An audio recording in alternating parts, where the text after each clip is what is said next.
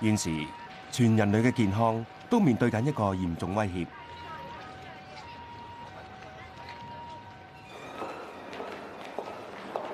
你可能唔在意，不過佢一直潛伏住喺你左右，喺你嘅身體裏面，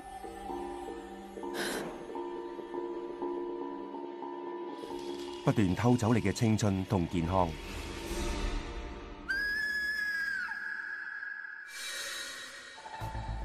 呢個威脅就係幽靈血管。我哋整個身體都佈滿好多微絲血管，但佢哋有時會不知不覺咁消失，咁樣其實係一種好可怕嘅現象，仲可能會導致各種各樣嘅疾病。微絲血管係負責運送氧氣同養分去身體裏面每個細胞，佢哋擔當住一個好重要嘅角色。所以，當微絲血管變成幽靈血管嘅時候，氧氣同養分嘅供應就會中斷，好多細胞亦都會跟住死亡，會帶嚟嚴重嘅後果。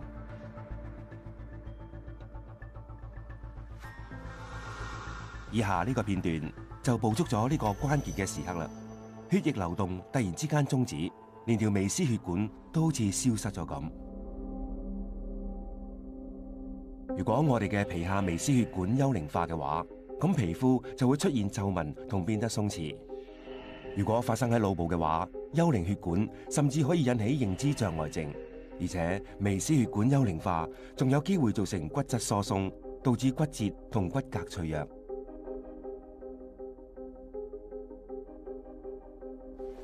現時世界各地嘅研究員都呼籲大眾要小心注意呢種可以縮減我哋壽命嘅幽靈血管。我可以好肯定咁話俾你聽，呢啲病症嘅起因同血液嘅微循環受損有非常密切嘅關係。今集我哋會帶你深入了解呢方面嘅最新發現，揭露究竟係乜嘢導致幽靈血管出現，同埋會講解一下有咩方法去應付呢個危機。有一點好值得提嘅就係，就算上咗年紀嘅人或者動物，都有機會令佢哋已經受損嘅血管復活，即係佢哋雖然變咗鬼，但係都可以起死回生。而且我哋亦會教你點樣防患於未然，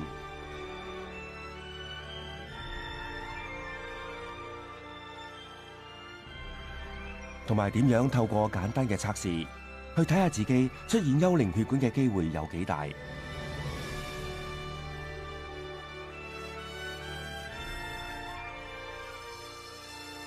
係時候要去對付呢啲幽靈血管，保障翻自己嘅健康啦。最近有班日本科學家正喺度研究緊幽靈血管同壽命之間嘅關係。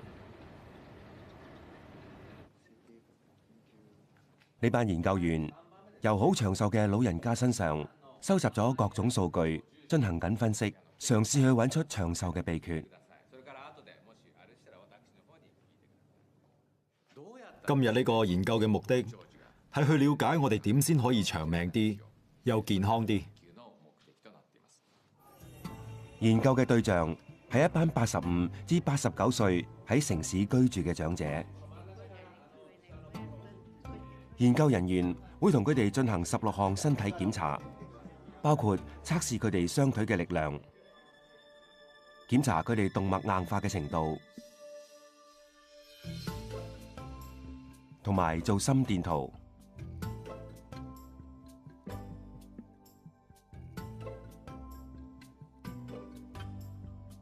咁多種健康指標當中，研究員最關心嘅就係呢一樣。婆婆，我而家會檢查下你嘅微絲血管。佢哋會將測試者嘅微絲血管數據同其他身體檢查結果對照，希望揾出微絲血管同健康長壽之間嘅聯繫。做呢個檢查需要用到一個特別嘅儀器。呢一部係幽靈血管鏡，佢可以輕易檢測到測試者有冇幽靈血管。呢部儀器主要檢查嘅位置係指甲下面嘅皮膚，因為呢部分嘅皮膚比較薄，可以俾我哋直接睇到下面嘅微絲血管。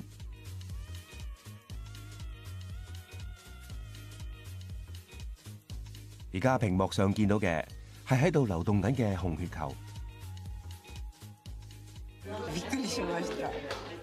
真係嚇我一跳啊！心諗仲幾生勾勾喎，原來啲血流得咁快嘅喎，我真係唔知添。真係大開眼界。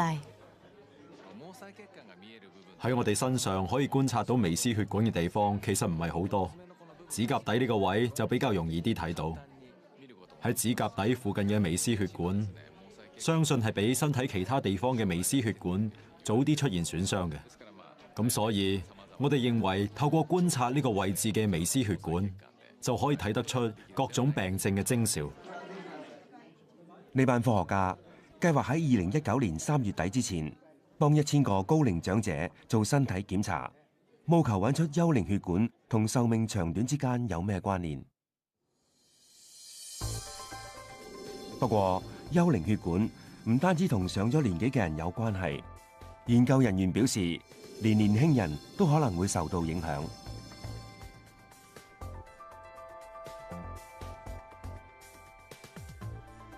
而化妝品業界其實好早就已經察覺到呢一點。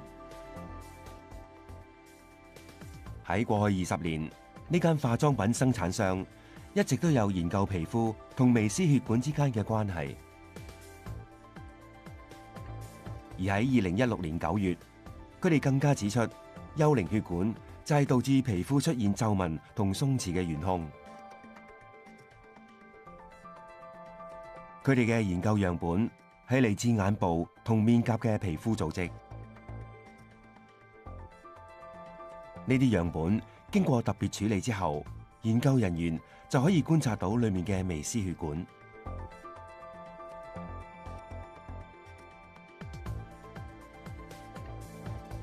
當中要用到一個特別顯微鏡，跟住就會睇到呢個影像。呢啲微絲血管係屬於2位分別係30幾歲同70幾歲嘅女士，原本係位於佢哋眼尾嘅範圍。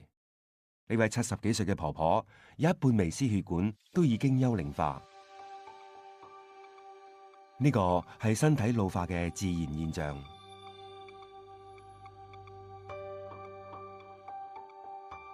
呢幅係皮膚嘅側視圖，可以見到我哋嘅皮膚其實係由底下嘅微絲血管支撐住，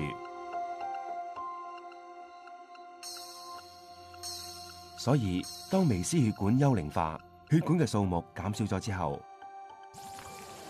佢哋支撐皮膚嘅能力就會降低，令到皮膚下陷鬆弛，出現皺紋。唔單止咁，微絲血管本身係負責運送氧氣同養分俾皮膚細胞，所以啲血管一旦幽靈化，皮膚細胞嘅狀態都會跟住變差，令到皮膚失去彈性。呢個研究仲發現，微絲血管幽靈化嘅現象喺我哋20至30零歲，仲係相對年輕嘅時候就已經開始。如果我哋唔盡快處理呢個問題，皮膚嘅情況就會加速惡化。微絲血管幽靈化會持續咁損害我哋嘅皮膚，令到皮膚老化，會出現皺紋同變得鬆弛之類。咁所以保持微絲血管健康係護膚嘅關鍵嚟㗎。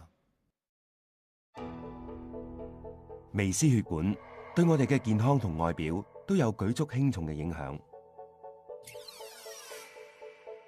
但其實一條微絲血管嘅直徑只係得0.005至0.1毫米咁粗，即係相當於一條頭髮嘅1/10左右。雖然微絲血管係咁細微，不過最新嘅技術已經可以帶我哋進入呢個小世界。日本自治醫科大學嘅西村智教授係呢方面嘅權威。經過不斷嘅改良之後，佢最終研發出一部可以好清晰咁捕捉到微絲血管嘅顯微鏡。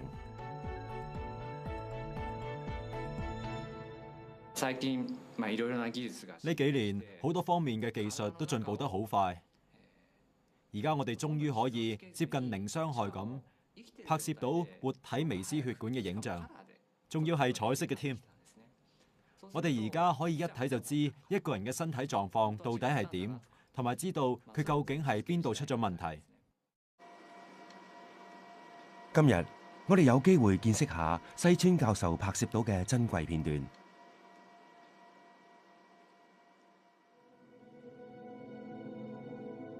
呢條係一條動脈，而嗰對好快咁流動緊嘅黑點就係紅血球。佢哋係負責運送氧氣去身體各個部分。而家熒幕上面顯示嘅係一段好罕見嘅活體微絲血管片段。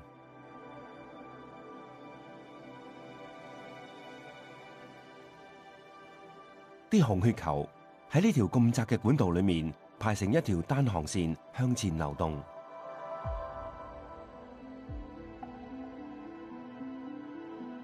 去到腎臟，可以見到微絲血管密密麻麻嘅分布。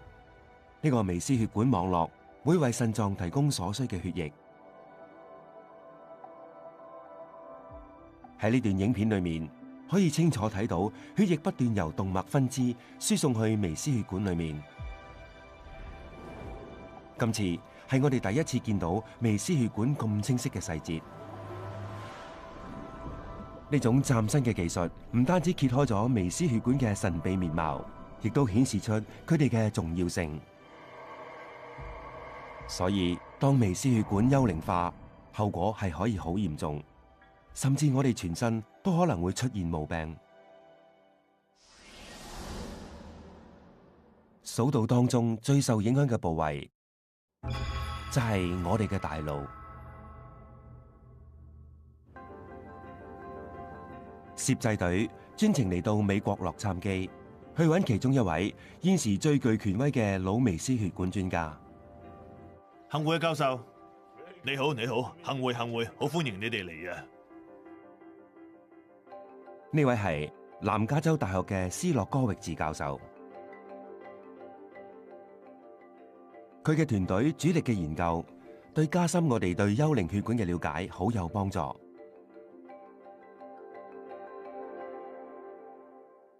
呢啲就係覆蓋住微血管，亦即係微絲血管嘅周細胞。周細胞究竟係乜嘢嚟呢？呢一幅影像係用特製嘅顯微鏡拍攝嘅。綠色嘅地方係內皮細胞，即係一層形成血管內壁嘅細胞。而覆蓋住血管嘅藍色地方就係周細胞。周細胞同內皮細胞嘅構造係咁樣嘅。內皮細胞會互相緊貼，形成血管嘅內壁，等血液喺裏面流動。而周細胞就會喺血管外面黐實內皮細胞，鞏固內皮細胞嘅組織。內皮細胞之間會利用大家嘅黏性連結埋一齊，維持住微絲血管嘅結構。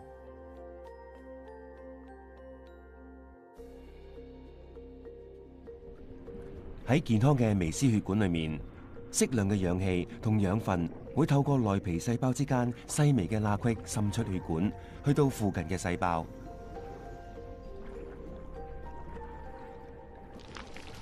不過，如果周細胞開始剝落嘅話，問題就嚟啦。咁樣，內皮細胞就會失去咗支撐，開始變得衰弱。內皮細胞之間嘅罅隙亦都會擴大。於是乎，血液流經血管嘅時候，過多嘅氧氣同養分就會由罅隙流走，去到最後，血管裏面就會再冇血液流動，最終變成幽靈血管。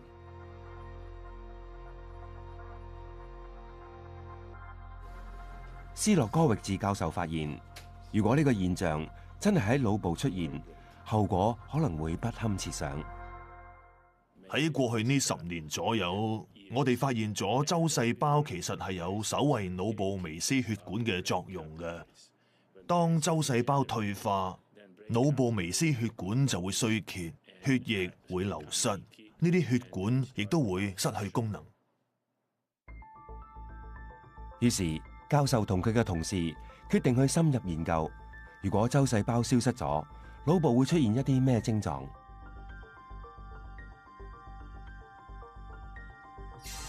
佢哋嘅研究對象分別係一隻健康嘅老鼠，同埋一隻經過基因工程改造嘅老鼠。呢隻老鼠製造周細胞嘅能力會低過正常老鼠25%。之後，研究人員會喺老鼠平時玩嘅跑輪上面再做啲手腳。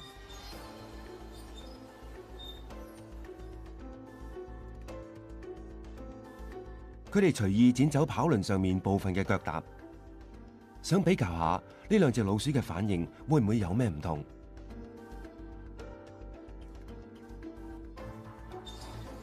我哋首先睇下隻健康嘅老鼠，佢好輕易就避開咗冇腳踏嘅位置，繼續不停咁跑。跟住再睇下另一隻，呢隻周細胞數量比較少嘅老鼠，根本冇辦法應付到呢個改裝過嘅跑輪。佢好似完全唔知個跑輪曾經俾人做過手腳咁。於是研究團隊得出咗一個結論，就係微絲血管幽靈化會削弱腦部嘅判斷能力。換言之，即係有機會導致認知障礙症。我認為當腦部缺乏周細胞嘅時候，會有好多問題出現。其中第一樣我想講嘅係退化症，例如阿茲海默症咁。患者就係咁樣一路退化，直到佢哋過身。今次係醫學界首次將腦部微絲血管幽靈化嘅問題視為認知障礙症嘅成因。喺日本，愛媛大學醫學部附屬醫院嘅醫護人員特意舉行咗一個抗腦健康檢查嘅計劃，等一班高齡長者及早檢測到腦部異常嘅情況，幫佢哋爭取更多時間去對抗呢個問題。你好嘛？呢位婆婆今日嚟聽醫生講解佢嘅檢查結果，好不幸，醫生發現婆婆嘅大腦真係有異常嘅情況。你見唔見到呢個位啊？有一啲白點係咪？佢哋叫做大腦白質病變。我哋相信，當大腦入面嗰啲好幼細嘅血管，亦即係微絲血管入面嘅血液流得唔好嗰陣，就會發生呢種現象。當腦細胞附近冇充足嘅血液流通，令到呢啲細胞缺乏所需嘅氧氣同養分供應，腦細胞就會受損，形成大腦白質病變。醫學界認為，腦部微絲血管幽靈化就係其中一個大腦白質病變嘅成因，而大腦白質病變又會增加病人患上認知障礙症嘅風險。真係嚇親我啊！原來咁樣即係可能會有認知障礙症，真係當堂呆咗。愛媛大學嘅調查計劃發現，大腦白質冇病變嘅人當中，有大約12%係輕度認知障礙患者，但大腦有白質病變嘅人當中，就有24%患有輕度認知障礙，數字足足高出1倍。研究人員發現，喺進行咗抗腦健康檢查嘅長者之中，有58%嘅人都出現咗大腦白質病變。如果好幼嘅血管，包括微絲血管受到損傷嘅話，咁唔覺大腦白質病變就會變得好嚴重。咁樣係幾得人驚嘅，因為到最後可能會令你患上認知障礙症。另外，當幽靈血管一旦出現，仲會引發另一種腦功能退化。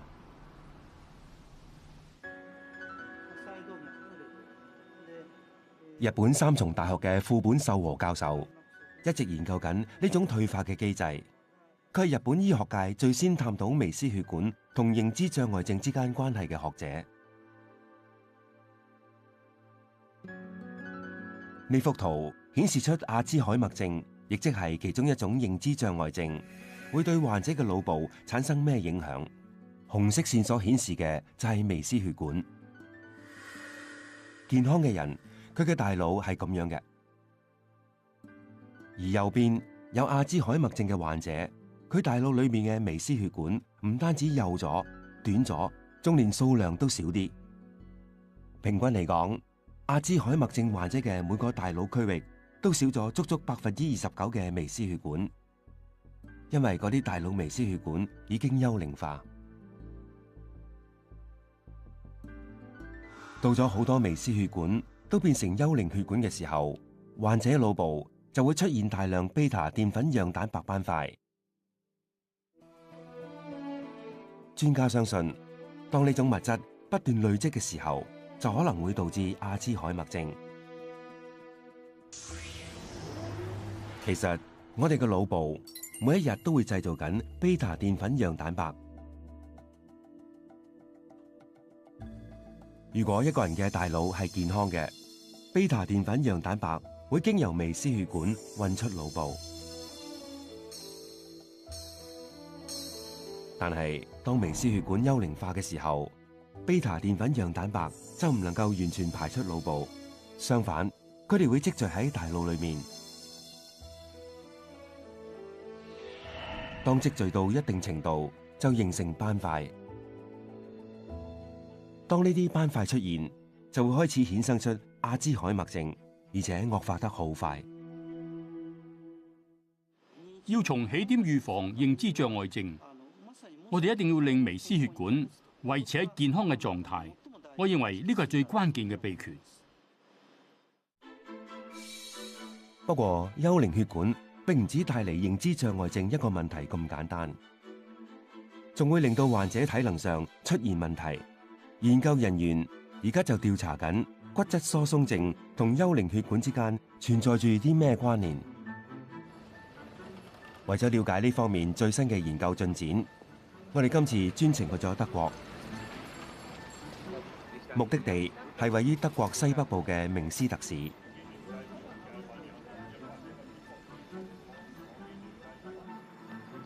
呢度有一位研究員，佢揾出咗幽靈血管同骨質疏鬆症之間有咩關係。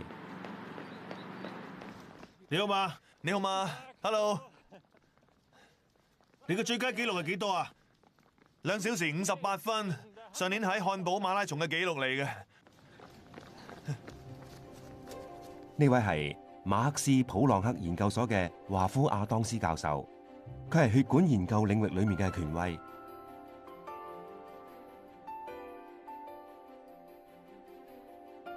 亞當斯教授研究嘅對象係老鼠，當中有又年輕又健康嘅老鼠，亦都有比較年長嘅。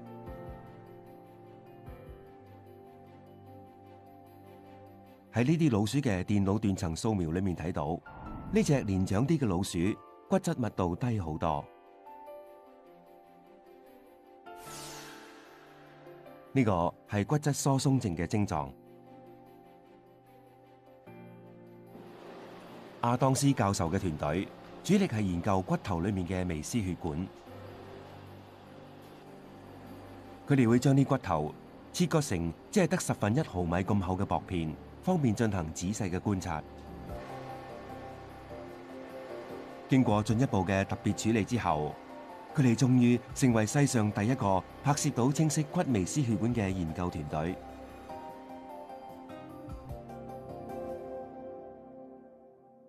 呢幅影像裏面顯示咗一條小腿嘅脛骨，而呈網狀嘅紅色線就係佢嘅微絲血管。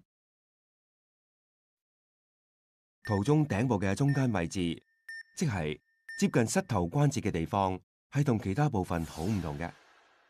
由於呢個位置嘅骨骼需要承受身體大部分嘅體重，所以如果呢個位置有骨質疏鬆嘅話，就會好容易發生骨折。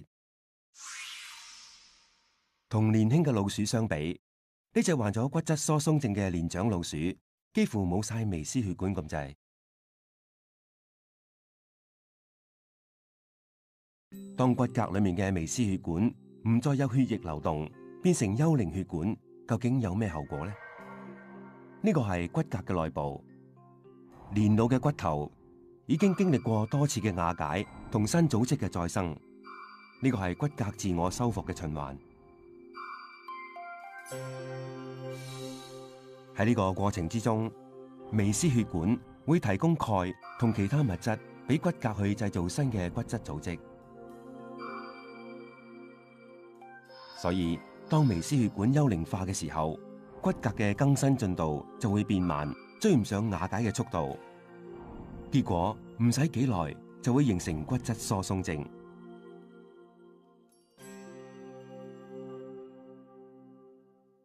我哋發現原來微絲血管都好影響骨骼生長嘅情況㗎。如果骨骼冇咗血液供應，咁樣就會導致骨質組織壞死㗎啦。而且唔少其他身體問題，原來亦都係同幽靈血管有關。例如係脫髮問題，呢個係因為冇咗微絲血管去運送頭髮生長必須嘅養分，就會令頭髮變得稀疏。手腳冰冷又係另一個例子。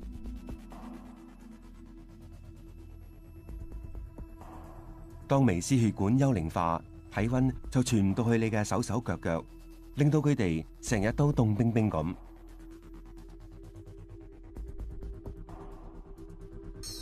另外，肝臟同腎臟嘅機能都可能會變差。幽靈血管甚至會減低藥物嘅療效。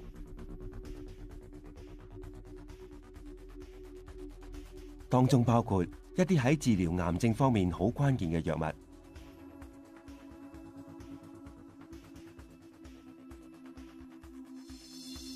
不過，我哋其實好難察覺到自己有冇幽靈血管嘅問題。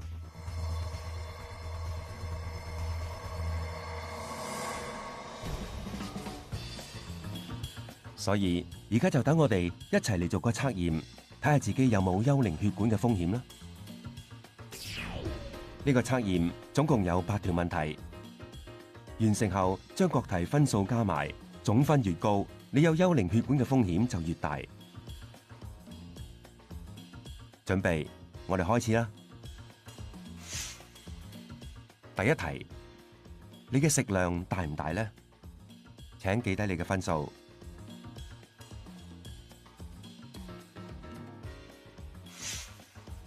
第二題係關於你沖涼嘅習慣。如果你只係淋浴嘅話，請揀幾乎唔會。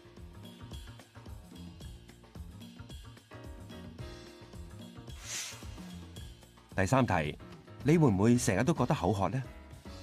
呢個有機會係糖尿病嘅症狀。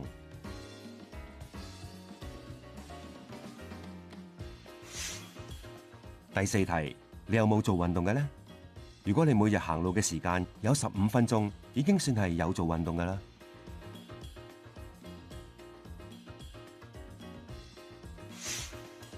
嚟到測驗嘅下半部分啦，你食唔食煙嘅呢？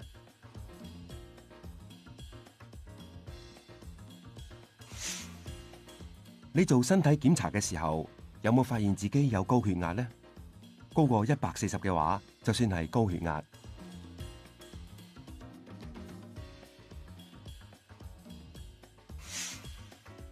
第七題係同睡眠有關嘅，你喺日頭嘅時候會唔會經常都覺得眼瞓呢？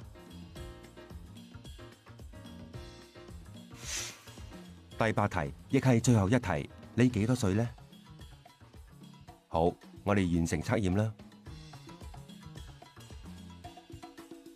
而家請將你每題嘅分數加埋一齊，如果你嘅總分係4分或以下，咁你有幽靈血管嘅風險係屬於低嘅。繼續維持現時嘅生活習慣啦。攞到5至6分嘅人，風險係中等。如果你嘅總分係7分或以上嘅，就要小心啦。你有幽靈血管嘅風險相當高。其實喺頭先嗰8條問題裏面，有一條係特別需要大家留意嘅。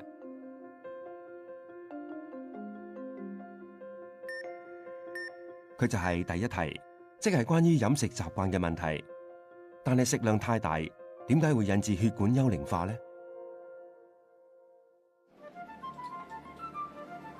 有一位研究人員就示範咗俾我哋睇，點解一個人胃口太好可以引致血管幽靈化。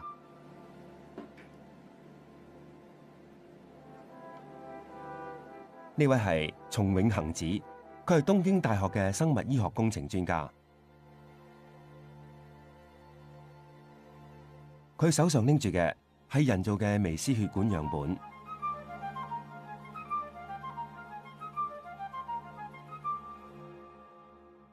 只要滴幾滴墨水落去，就可以見到呢一個部分啦。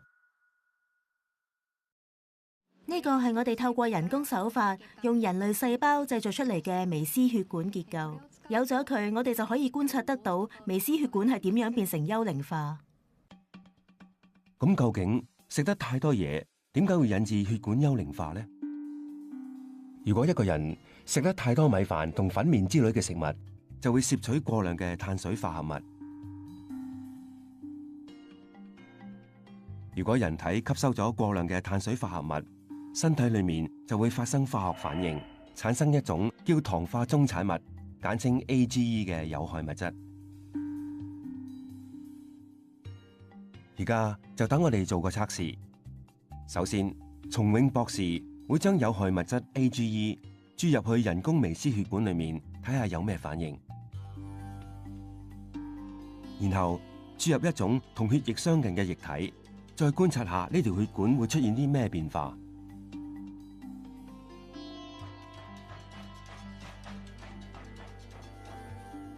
大家可以見到，血管有好多個位置都有大量嘅液體流緊出嚟。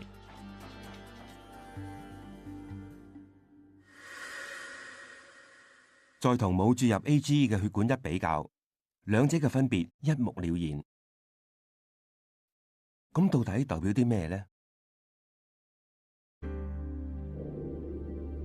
正如我哋之前所講咁，微絲血管嘅內壁係由內皮細胞組成嘅，而周細胞就會負責喺外面鞏固血管嘅結構。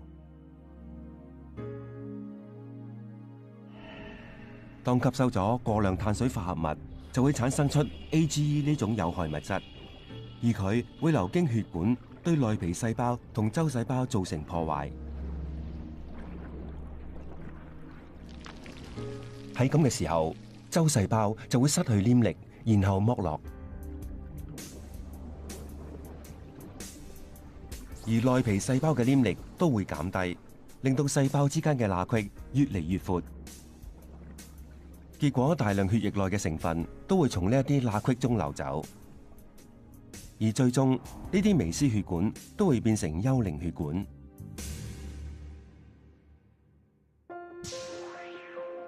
但除咗攝取過量嘅碳水化合物之外，身體老化同睡眠不足都會導致血液成分流失。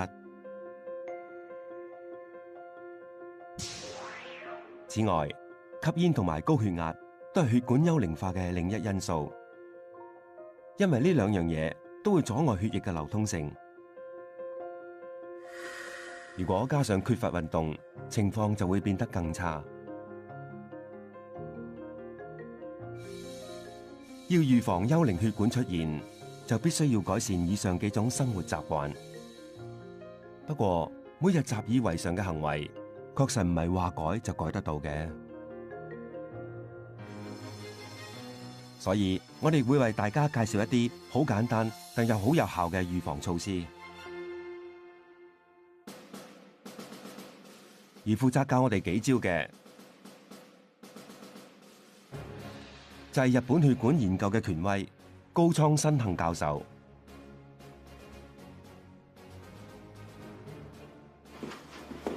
佢嘅秘訣就係培養抬腿小步跳嘅習慣。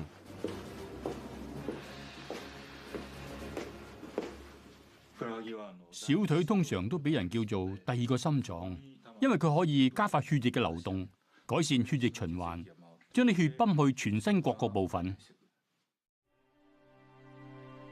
通常我哋一講到邊個器官係負責將血液泵到全身，都會答係心臟。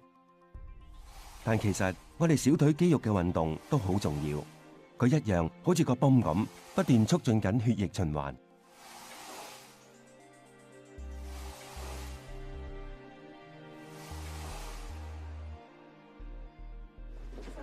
抬腿小步跳能夠激發小腿肌肉嘅活動，對血液嘅流動非常之有幫助。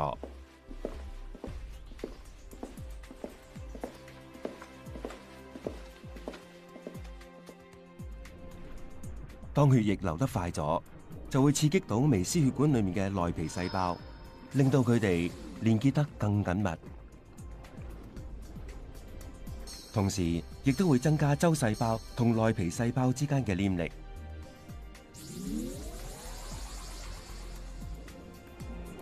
咁樣一嚟，接近幽靈化嘅血管就可以恢復緊緻嘅狀態，可以減少血管嘅滲漏。好啦，而家就等我哋嚟驗證一下抬腿小步跳係咪真係加快到血液循環呢？首先，測試者會將雙手放喺攝氏20度嘅凍水裏面浸1分鐘，去降低血液嘅流動。然後就咩都唔做，由得佢。到下一次就叫佢做3組20次嘅小步跳。之後再比較下兩個情況會帶嚟咩嘅唔同結果。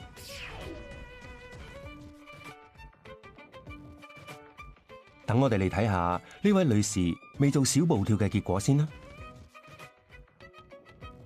過咗15分鐘之後，佢嘅體溫上升咗0.6度，但係小步跳完15分鐘之後，佢嘅體溫就升咗成4.1度。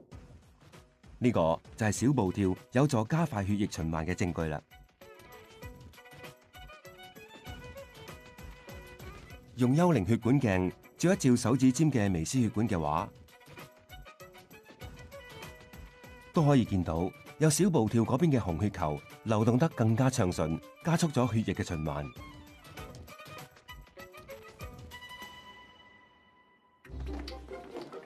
喺6個測試者之中，有4個人嘅血液流動都喺做完小步跳之後明顯加快咗。小步跳嘅好處係你隨時隨地都可以做得到。高倉教授就建議我哋每日都做3組小步跳，早午晚各一組，每組20次。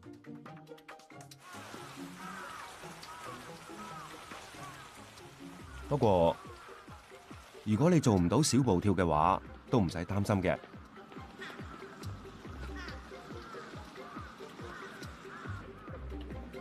好似咁樣反覆趌高腳踭，都足以刺激到小腿肌肉㗎喇。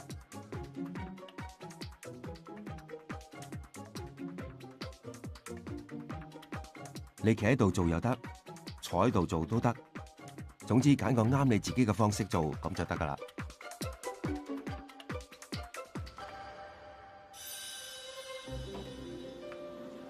除此之外，仲有一種物質可以預防到幽靈血管出現。幽靈血管同一啲女性常有嘅症狀，例如皮膚問題或者更年期病症之間，都係有關聯嘅。而赤澤順代醫生就係做緊呢方面嘅研究。而頭先提到嘅物質係一種中草藥。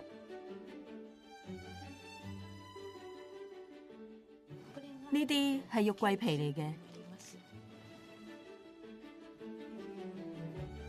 赤澤醫生會喺肉桂皮裏面提取出肉桂皮嘅精華。佢話肉桂皮精華有預防幽靈血管嘅功效。攝取肉桂皮精華能夠令血管嘅內皮細胞之間，同埋令佢同周細胞之間黏附得更緊密，有助防止血液成分流失。我哋攝取咗肉桂皮精華之後，佢會進入血管，再俾內皮細胞吸收。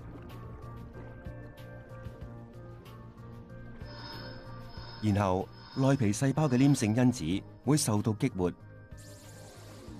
令到內皮細胞之間仲有周細胞之間嘅黏附力增強。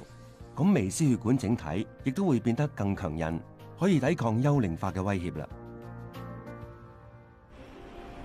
而我哋之所以發現肉桂皮精華有咁厲害嘅功效，都要將功勞歸於化妝品製造商嘅研究。佢哋嘗試過注入各種不同嘅物質入去微絲血管嘅細胞裏面，再研究細胞之間嘅黏性會出現啲咩變化。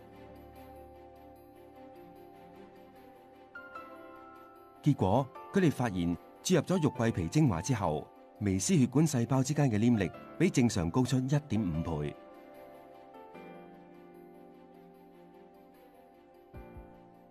我哋前後測試咗大概200種中草藥，先至揾到玉桂皮精華出嚟。玉桂皮精華嘅功效係咁多種之中最強嘅。其實我哋某啲日常食物之中已經包含咗玉桂皮精華，其中一種就係玉桂粉。每日食一茶匙左右嘅玉桂粉，就已經發揮到血管保健嘅功效。你可以將佢落喺咖啡或者紅茶裏面，又可以搽喺多士上面。除咗玉桂粉之外，一啲其他食品裏面都含有增加微絲血管細胞黏性嘅成分，例如係南非茶，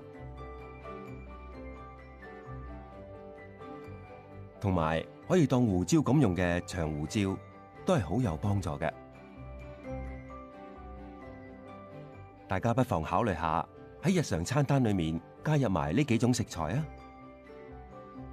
不過預防措施暫時就介紹到呢一度啦。跟住我哋做一個血管大測試，睇下呢啲措施嘅成效到底係點。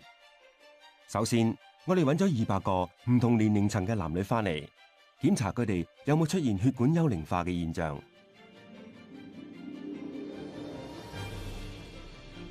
我哋喺專家嘅監督下，用幽靈血管鏡去識別邊啲測試者已經或者可能成為幽靈血管嘅受害者。呢條就係幽靈血管啊！唔知講咩好添。然後我哋去咗拜訪有幽靈血管嘅高危人士，將預防秘笈傳授俾佢哋。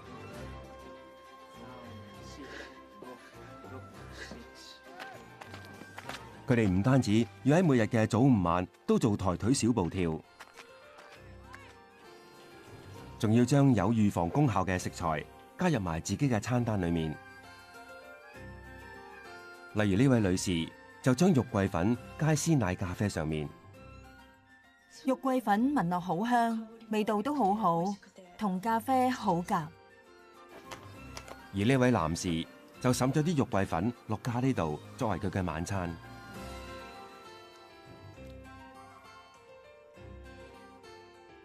好好食啊！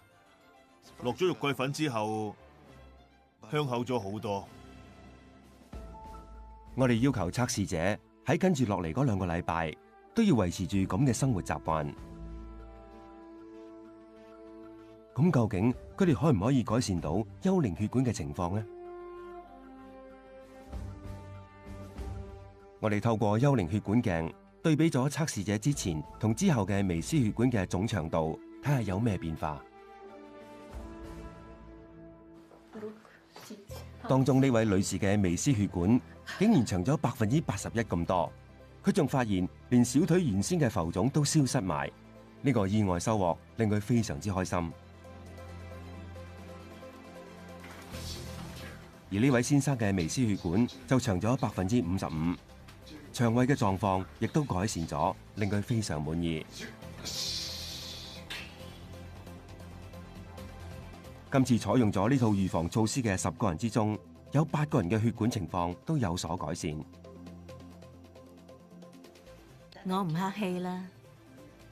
呢啲預防措施做起上嚟又簡單又輕鬆，大家不妨試下。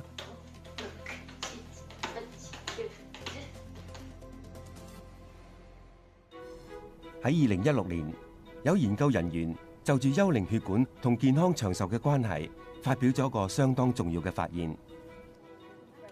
呢個發現係嚟自一份喺意大利南部奇倫托地區所做嘅調查研究，而奇倫托嘅居民係出咗名又健康又長壽嘅。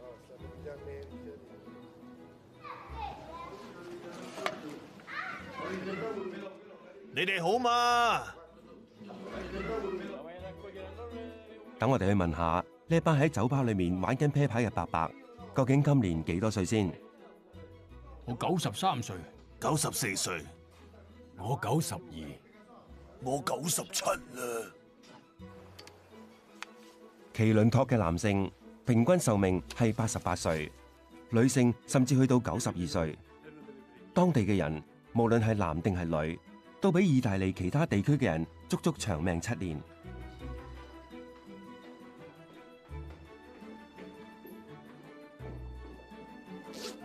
但麒麟托嘅居民唔單止非常長命，仲一直都好健康，到咗晚年都仲過緊好有活力、好充實嘅生活。我而家做緊義工，幫啲街坊街里做翻啲嘢咁咯。我日日都出嚟嘅。當地嘅研究人員同當中29個超過90歲嘅長者抽血檢驗，睇下血液裏面有冇佢哋心目中想揾嘅某一種物質。呢一支血液樣本係我哋今朝由一個104歲嘅長者身上抽出嚟嘅。我哋想 check 嘅物質係一種激素，當微絲血管細胞出現炎症，就會產生出呢一種激素。佢同時亦都係血管幽靈化嘅指標之一。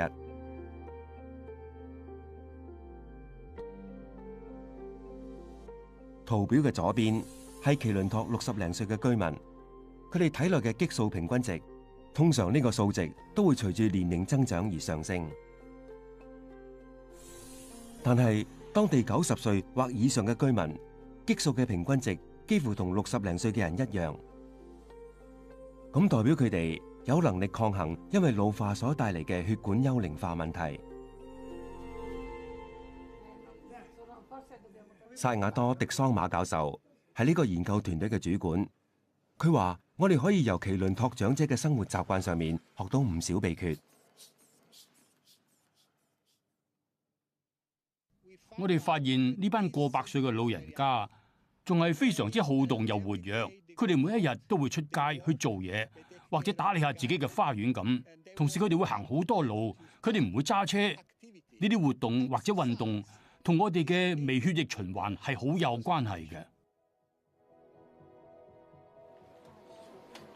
麒麟托呢個地方有好多斜坡，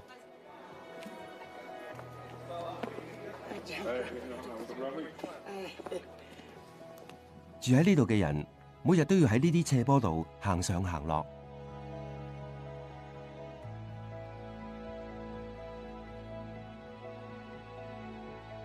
咁樣俾到一個機會，佢哋去鍛煉小腿肌肉，對血液循環相當有益。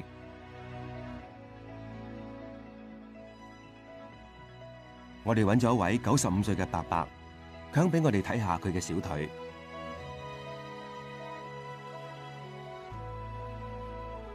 佢嘅小腿睇落仲係好結實。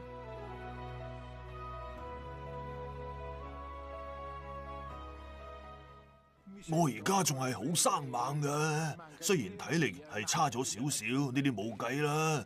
不過咧，我真係從來都唔會病㗎。而家我哋知道，只要喺日常生活之中做一啲好簡單、好普通嘅活動，就可以預防到血管幽靈化。雖然幽靈血管能夠不知不覺間偷走我哋嘅青春同健康，但係透過最新嘅研究，我哋終於了解到佢嘅成因同埋應該點樣去預防嘅方法。如果我哋能夠好好保護身體裏面嘅微絲血管，原來已經可以擁有健康長壽嘅人生。